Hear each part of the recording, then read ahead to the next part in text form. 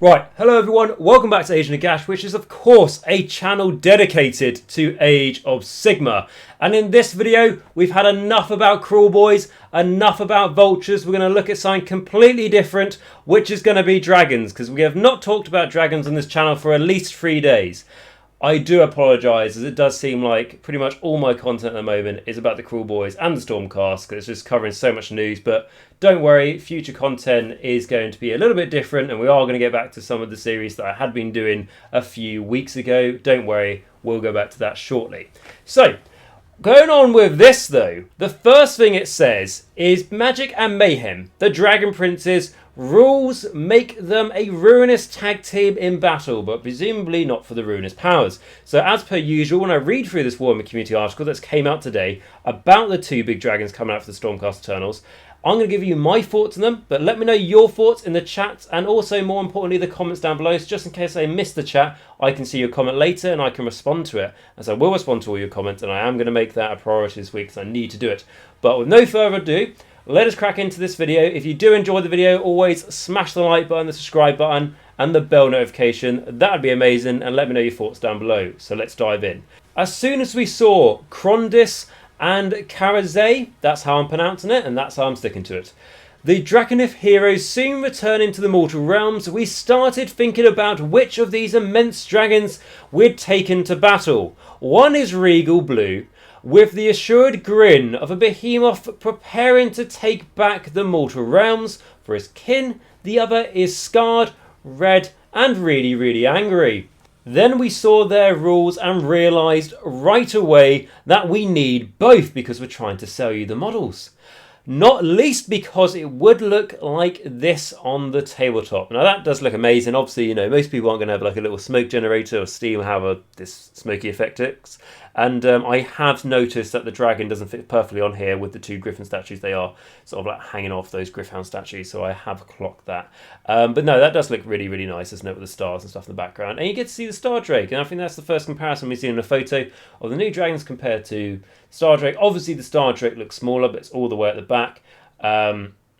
I think the Star Drake, as like its bulk, might be bigger than these dragons, but obviously the wingspan of these dragons is going to make them look bigger. But it's interesting to see that these dragons compared to the Dragon Knights, or whatever they were called, for copyright purposes, at the back here, they don't actually look that much smaller than these dragons. Obviously they're smaller, but like I thought maybe there would be a bit more of a difference between their sizes, but that's interesting. It makes me like these because they look pretty big, and we can see it like, you know, next to a Dracoff here and stuff. So these do look pretty big. I reckon you'll get 2 for £60 in the UK. I think that's the price. But anyway, on with this. So each prince fights according to their personality. Karazhai is a jaw and claws kind of dragon, while Crondis is more measured, preferring to control the battlefield and shut down wizards. Individually, they're going to be incredibly powerful, but together they're going to make a terrible mess from range, in close quarters, and with magic. So, but first, let's talk about their fire breath. Both dragons use Blazing Tempest, an 18-inch range of torrent of scouring flame. That's precisely as fun to get caught in as it sounds. The target unit suffers between 1 and 6 mortal wounds. So here we are, and we will read through the lore here because we did it for yesterday, didn't we, for the Vulture? So let's do it today as well. So Blazing Tempest, it has an 18-inch range, it's 1 attacks, and to hit, to wound, rend, and damage you see below. So the greatest Draconif lords can unleash vortexes of scouring flame that disintegrate any within blast range. So do not use the attack sequence for an attack made with a Blazing Tempest. Instead, roll a dice. On a 1 to 2, the target suffers 1 mortal wound. On a 3 to 4, the target suffers D3 mortal wounds. And on a 5 to 6, the target suffers D6 mortal wounds. I think 2 things about this. The best thing is obviously, you know, its range, because 18 inches is very large for a dragon shooting attack. I think literally the Corn Dragon, who I've already mentioned in this channel, sad times, I think he's the only one with a range of that sort of size, if you're not including like the Star Drake, you know, board wide, comets coming down and all that sort of thing.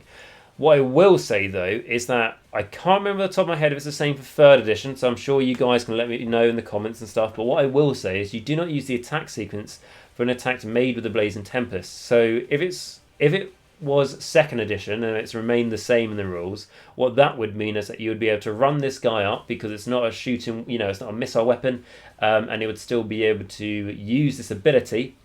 Like you could with Prince of Hordre if you've ever used him in Soulblight Gravelords back in 2nd edition, but I don't know if it's changed with the new rules. But it's just something to mention. That means that you could make this range a lot bigger. Bear in mind how far these guys are going to be able to move will probably be huge. It says Crondis is a powerful wizard casting 2 spells per turn from the Law of Storm. So what's more, he has a unique spell all to himself, the Activatic Tempest. Don't know. Which gives him a range of powerful debuffs to enemy units, reducing their hit rolls or attacks, rend or save rolls. So the Law of the Storm is obviously the Stormcast spell law. So part of me is a little like, oh, so it's interesting you can pick from that, but he's a Stormcast keyword. If he's a wizard as well keyword, it makes sense. So he also wears the Regalia for Mentorus, a present from his pal Sigmar, which can add up to 3 to his casting rolls. And as you expect from a gigantic Elder Draconif, he's pretty tasty in a scuffle to boot, so it can add up to 3. So I reckon passively it gives him +1, and then maybe once per game he can make it +3. Or he takes a mortal wound, but because he's a good guy, being Stormcast, he maybe doesn't take a wound, but maybe it means he can only move half his distance because he's really focusing on challenging his magical abilities. I don't know, but I reckon it'd be like a passive 1 and then maybe up to 3, as it said. Okay, so the Activistic Tempest, that's as good as it's going to get for me to pronounce. So wielding the power of Azir alongside the lost magics of the Draconif Empire, Crondis barrages the enemy with elemental storms, one moment unleashing blinding gales, or squalling with crackling with lightning, the next overwhelming the foe with a hail-sized meteors or snowstorms that chill to the bone. So I'm expecting Beastclaw Raiders to not be affected by that, narratively speaking. And then the Activistic Tempest is a spell that has a casting value of 9 and a range of 24. If successfully cast, pick one enemy unit within range and visible to the caster. Then pick one of the effects below that affects the last until your next hero phase. So Blinding Gale, subtract 1 from hit rolls for attacks made by that unit. Meteor Hail, worsen the rend characteristic of weapons used by that unit by 1 to a minimum of dash. Lightning Vortex, subtract 1 from the attack characteristics of the missile weapons used by that unit to a minimum of 1. And then you got Flash, Freeze and Blizzard, so subtract 1 from the save rolls for attacks that target that unit. So part of me still got my Age of Sigmar 2nd edition head on where I'm like, what, you can make the enemy, subtract 1 from the rend. That's great. That's really rare to see. And then you've got the subtract 1 to save rolls. That's amazing, but bear in mind how easy it is to stack save rolls, bonuses to save rolls these days, and you only can count for 1. That it's not as good as it was, but this is still pretty good. I like the idea of the enemy bringing loads of shooting, and then you just go, yeah, well, your 2 shots are now 1 shot. That's great. And the only thing with this though is the range is fantastic, but the casting value of 9 is huge. That's a huge flat casting value. Again, this guy can have up to 3 to cast, like it said. So obviously there's going to be a trade-off there, because otherwise it would just say, this guy's +3 to cast. So when you need to get this spell off, you should be able to. Bear in mind, obviously, when you go against things like Lord Croak, Nagash, Teclis, there's obviously lots of good unbinding out there. But the +3, only really Nagash is knocking around with a +3 to cast inherently on his War Scroll. So when you need to get the spell off, you should get it. And yeah, it's a good spell, to be honest. It's what I like about it is it's situational. So depending on obviously the situation, it's going to have a use for it. There's probably not much there that won't. I'm a little bit disappointed at the Blinding Gales though. If that could have been, make that enemy unit movement halved, or that unit can't move into your next hero phase, that would be absolutely amazing. If it's like Whispers of Chaos or something, which is like the Slaves of Darkness spell. And yeah, and the other good thing is that it lasts 2 next hero phase as well. So if the enemy double turns you, then that's 2 turns of that being in effect. And then you've got Karazhai. So meanwhile, has no truck with magic. He prefers to zoom around the battlefield, biffering his foes with his annihilating jaws, ruinous talons, and calamitous tail. Put it like this, he's not going to be tickling you to death. Cool. Right, so this is my preferred one. I think he looks cooler and stuff as well, so I've got good high hopes for this guy. So let's see what it says. So he can also use his Fire of Vengeance ability to grow in destructive power as the game continues. Okay, so I remember this. They talked about this before. So I'll go over it quickly, but we've already talked about this when they first sort of showed him off. So for every hero or monster he kills, his melee weapons get 1 additional attack each for the rest of the game. If he destroys units with 3 or more wounds per model, he can add 1 to the charge rolls for the rest of the battle. He clearly is angry about something. So yeah, we went through this, and I don't just mean to be negative. Oh, it's boring. I really like this ability, and I said it then because I really like the Castellet, for example, for the Soulblight Gravelords, that Bloodline Dynasty sub-allegiance. And what was really cool about that is that your Soulblight, your vampires, so Blood Knights, Vampire Lords, whatever, they will get bonuses when they kill an enemy unit, depending on if they had 1 wound or, lots of wounds, or a hero or a monster, they will get a certain benefit. And I really like that, and it gives like a really nice sort of like diverse depth of how the story of the battlefield is actually transferring onto how a unit's rules continue in a game and how a unit can benefit. So I think that's really, really cool, and it's great to see it here. So the Fires of Vengeance. So Retribution burns blinding and everlasting and Karazhai's eyes. So each time this unit destroys an enemy unit, you can apply the relevant effect below. If the enemy unit was a hero or monster, add 1 to the attack characteristics of melee weapons used by this unit for the rest of the battle. If the enemy unit had a wound characteristic of 3 or more, and was not a hero or monster, add 1 to the round of charge rolls for this unit for the rest of the battle. If the enemy unit had a wound characteristic of 2 or less, you can heal 1 wound allocated to this unit. So, given his Calamitous Tail attack roll as many dice to hit as there are enemy models within 3 inches. Perfect for landing in the middle of 3 damaged units and giving them the beans. So both Jacq.l have a Calamitous Tail attack.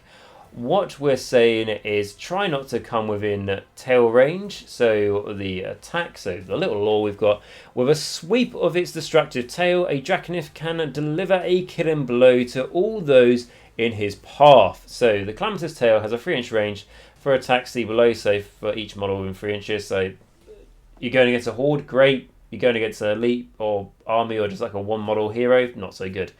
And then you've got freeze to hit, freeze to wound, -2 rend, 2 damage. Which is good, if you're going against, if you're in range of like 10 guys, there's 10 attacks, that's not bad. Again, this guy as a duelist, not great. And then the new Battle Tome Stormcast Eternals is almost with us, and it's a beast. It contains 76 War Scrolls of Stormcast Eternals of every flavour, so anyone who's a big fan of Stormcast Eternals will be able to say and predict, oh, that's actually this many extra War Scrolls they haven't shown us, which may be new models coming out. I don't think so. I think we've seen all of them, but I'm sure you could let us know. So as well as all the battalions, battle plans, artifacts of power, traits and spell laws, and dragons, lots and lots and lots of dragons. And the interesting thing there is it says, and the battalions, so unless I've missed it where they said something else, I don't know if this is just for the sake of, narrative battalions now, because all the battalions from all the battle tomes are now just narrative, and there's only those core battalions, or there's actually core battalions coming out specifically for Stormcast Eternals, and we'll see the same for the Kruleboyz. That could be interesting to see. So it says keep checking back on the Warhammer community for more information on when you can pre-order the book. These dragons are perhaps 1 or 2 other surprises. Oh, okay, so maybe talking about working through those War Scrolls, trying to figure it out. But are those War Scrolls just included as War Scroll battalions? And then it's really quite hard to work out. But I reckon Stormcast Eternals could have 76 units of War Scrolls. That does sound something possible. So potentially we could see more coming for them, which would be pretty cool. And then it says beans which hit and wound on 3+, 2 and 2 damage, -2 rend. You know the spicy beans. That's in reference to that tail attack, if you remember that pun, joke, whatever it was trying to be. So yeah, that is it, guys. So hopefully, I reckon this book will, part of me wants to say it's pre-ordered this Saturday. It's not though, because they would have given us like a week's notice, or 6 days. They would have told us on the Sunday if this was going to be pre-ordered the following week. But they are giving us a lot of information about this. They did a article on the Kruleboyz and the Stormcast Eternals on every Monday last couple of weeks, and now they did one yesterday, so being Monday for the Vulture, and then one today about the Dragons. So maybe it makes me feel like maybe we'll get another article tomorrow, and then the next day, and the next day, and then it kind of feels like, oh, pre-order this Saturday, because that's how they usually do it. But because this is such a big sort of release, because it's the first couple of battle tomes for the 3rd edition, and there's a lot of models coming out as well for 2 model lines, I think it will be next Saturday, which will be the what is that, the 21st? Yeah, I think it'll be the 21st. This will go on pre-order. So with that in mind, that's not actually too far away, but at the same time, this goes on pre-order on the 21st. It's like, oh, it's out in August, right at the end of August, which usually happens when they say that something's coming out in a month. It's right at the end. But with that, guys, aside, let me know what you guys think about all this. What do you think about the Dragons? Are you happy with them? Are you disappointed? Did you want to see more? I kind of feel like we learned a fair bit about the blue one, and then not so much on the red one, because we already knew this. I don't really know why they're sticking this in. Like, we've already been told it, but I suppose it's more concise with it. All the dragon information is in one place. I was hoping for more, a bit more information on them, but, you know, across both of them we learnt a bit, didn't we, at the end of the day? And, of course, we don't know anything until we see the points, as I said with the Vulture, because something could be, oh, that's really good, if it's like, you know, 200 points, and then it's like, oh, how many points is there? 800. Ooh, don't know if I'm taking that. So I reckon these would be somewhere around the range of 5 to 6, probably about 600 points, because they're a hero as well as a monster, aren't they? But with that, guys, thank you very much for watching this video. Let me know down below your thoughts on what we saw here.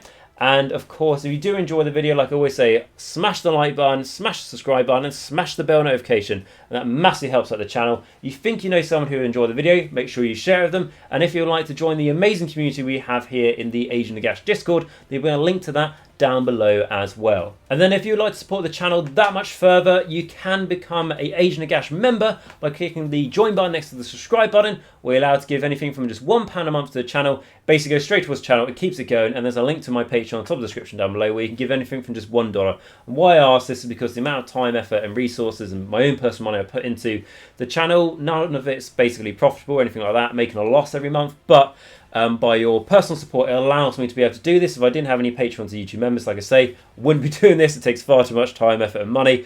But what it shows me is these people being able to support me on such a personal level allows me to keep this up. So if any of you would like to become an amazing person by doing that, click the join button or the link to my Patreon down below. That would be incredible, and whatever, I'd love you forever, basically, by doing that. So, the amazing people who made that decision, and who I love forever, as I always say, are going to be my patrons and YouTube members. So, starting with my Vampire Lord and Zombie Dragon, so that's going to be Filq. So, Filq, thank you so much for that continued massive support you've given the channel at that level. It really massively helps and makes a huge difference, so thank you so much, and please keep it up. And then my Morgasts, who are going to be Bleed Red, Necropolis, and Edward P. Thank you so much for that continued support, as being a Morghast is very generous to you as well, so thank you so much.